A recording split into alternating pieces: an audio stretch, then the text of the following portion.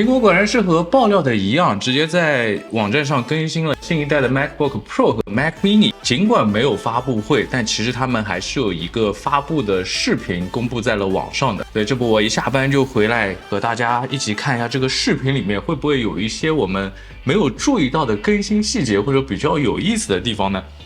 那我们就来一起看看视频里面到底苹果介绍了一些什么让人比较想不到的功能，会不会有这样的功能？一上来就是一些各国的科技 UP 主们，然后应该是测评当时 M1 Pro 和 Max 的那台 MacBook Pro 的情况，反正基本上总结下来就是电脑快、牛逼、安静、性能强劲。影视飓风 Tim 被苹果选中的男人。Hello and welcome to Apple Park。第一个发布的就是 M2 的 Mac Mini。苹果自己都说 Mac Mini 是最划算的体验 Mac 产品的一块入门机型了。M2 的 Mac Mini 基本上就是比上一代更快， CPU 快了 18%， GPU 快了 35%， 有 50% 更多的 50% 的带宽，然后有最多支持 24GB 的内存，然后可以支持 6K 的外接显示器。 Next, we have more exciting news. 接下来是应该我猜要发布 M2 Pro 了，但是这次不是之前的那个老爷子 John 了，而是这次这个发布的 VP 叫 Tim。 说实话我还挺怀念 John 的那个口音的。M2 Pro 的 CPU 比 M1 Pro 快 20%， GPU 是快了 30%。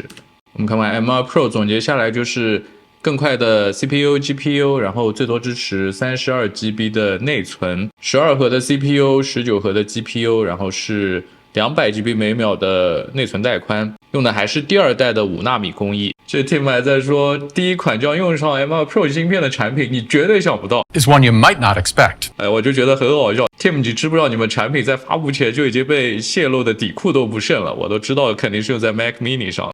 说到这里，我在想，苹果 Tim Cook 一直在抓，究竟是谁在泄露这些信息？我在想，会不会其实就是苹果剪辑这个视频的人啊？这后期简直是所有的信息全都看得到。是不是工资开的不够高啊？尽管是软件工程师们可能有很好的工资，但是是不是后期剪辑的工资还是达不到一样的标准？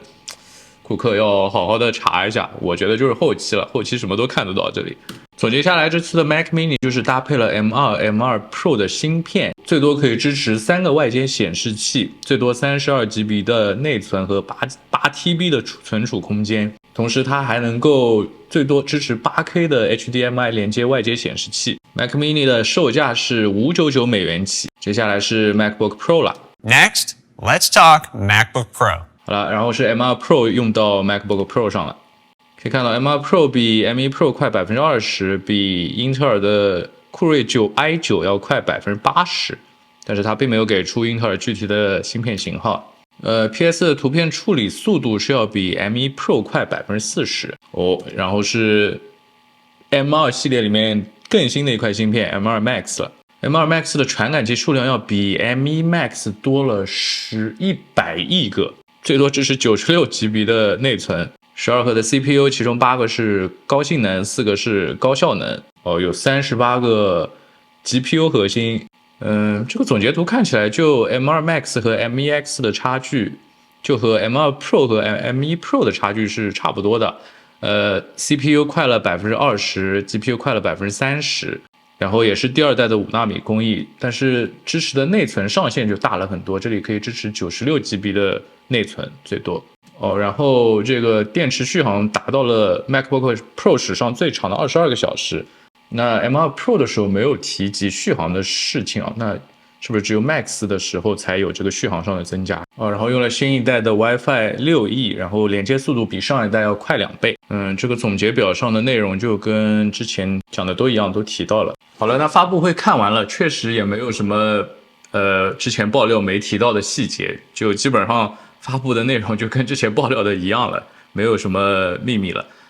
但是其实我看完之后还是有2件事情想要讲一下的。第一件就是苹果在1月份就没有通过发布会就发了等于是3款产品，那是不是表明它在3月份的春季发布会的时候会有大动作呢？因为我之前做的一期视频也讲，苹果可能在今年的上半年更新多台 Mac 设备以及 HomePod 等等。那既然它这次一下子发掉了3个，那意思就是3月份的主角一定是一些别的机型了。那我在我想象中，有可能会作为主角的一个可能就是 Mac Pro。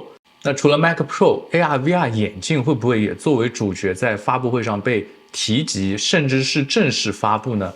我觉得这个可能性一下子就大了很多。另外就是还有我自己很关注的 15.5 英寸的 MacBook Air 的发布的概率，在3月份发布的概率也一下子提升了很多。所以我觉得尽管这一次没有发布会，但是我觉得苹果有可能正在为3月份憋大招。那今天视频就是这样，就和大家很快的过了一下苹果的这个发布视频短片。其实这个视频真的挺短的，就10几分钟发布了这3样产品。那我觉得其实更多的这一次发布就相当于给今年的一个热身吧。我希望苹果在3月份真的能够憋出一些什么特别好的大招来，至少把那个 MacBook Air 给发布了吧，希望如此。那 AR/VR 眼镜我也是蛮期待的，尽管我知道它的售价应该是挺贵的，不一定有机会能够买，但是先发布了再说吧，发布了就才有机会看到它到底是个什么样的产品。